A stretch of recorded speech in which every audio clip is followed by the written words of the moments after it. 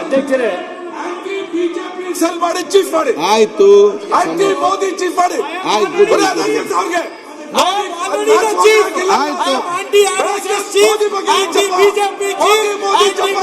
ಆಯ್ತು ನೀವು ಚರ್ಚೆ ಮಾಡ್ತೀವಿ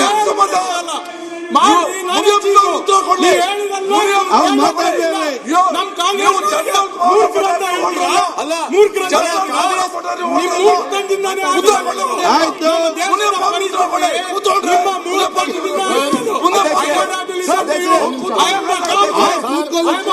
ಪರಸ್ಪರ ಹಾಕಿ ಚರ್ಚೆ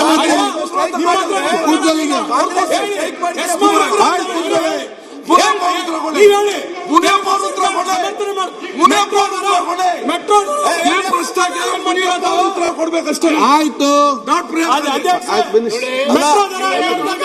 ಯಾಕೆ ಆಯ್ತು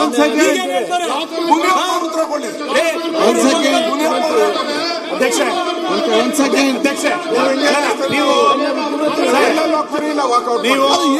ಇಬ್ರು ಚರ್ಚೆ ಮಾಡಿ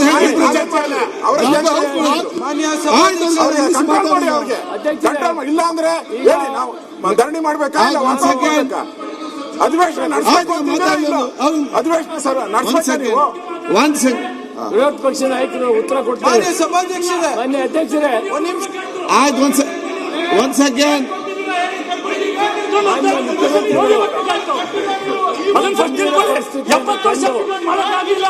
ಈಗ ಬೇರೆ ಬೇರೆ ವಿಚಾರ ಮಾತ್ರ ಸುಬ್ರಹ್ಮಣ್ಯ ಮೂರ್ ಕೊಡುಗೆ ಬೇಕಲ್ಲ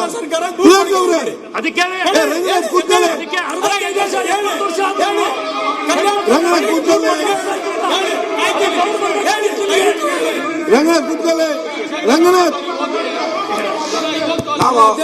ಒಂದ್ ಸೆಕೆಂಡ್ ನೋಡಿ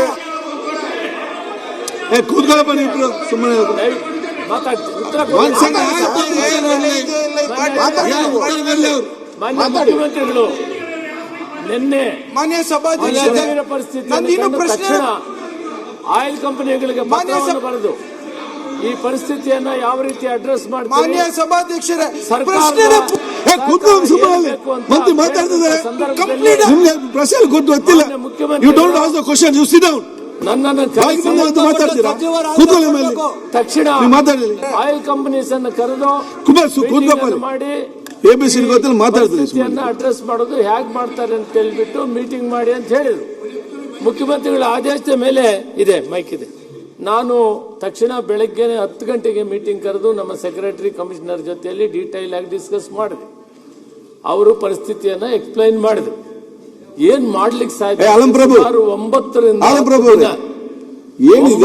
9 ದಿನ ಇವತ್ತುವರೆಗೂ ಏನು ಪ್ರಾಬ್ಲಮ್ ಆಗೋದಿಲ್ಲ, ನಾವು ಸಪ್ಲೈ ಮಾಡ್ತೀವಿ. ಆದರೆ ಇವತ್ತಿನ ಪರಿಸ್ಥಿತಿಯಲ್ಲಿ ನಾವು 20ರಿಂದ 30% ನಮ್ಮ ಸ್ವಂತ ಉತ್ಪಾದನೆ ಇದೆ, 70% ಹೊರ ದೇಶಗಳಿಂದ ಬರ್ತಾ ಇದೆ.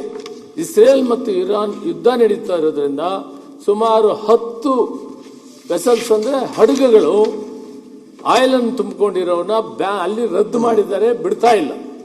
ಆ ಕಾರಣದಿಂದ ಈ ಆಯಿಲ್ ಅಲ್ಲಿ ಬರದೇ ಇದ್ರೂ ಕೂಡ ನ್ಯೂಸ್ ಫಸ್ಟ್ ನಿರ್ಭೀತಿಯಿಂದ ನಿಮ್ಮ ಪರವಾಗಿ.